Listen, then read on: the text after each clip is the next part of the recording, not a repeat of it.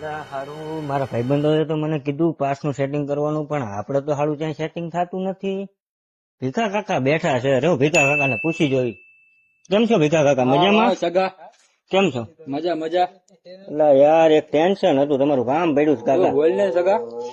યાર પાસ જોઈ છે, મારે 10 પાસની જરૂર છે. મારા ભાઈબંધના મને ફોન આવ્યા કે પાસનું કાક સેટિંગ કરીને, મારે હારું ક્યાંય થતું નહીં. મેં 2-3 જગ્યાએ ટ્રાય મારી.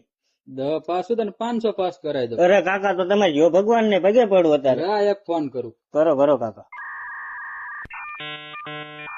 હલો ભીખો બોલું. આપણે 10 પાસ ની જરૂર છે. થઈ જશે ને?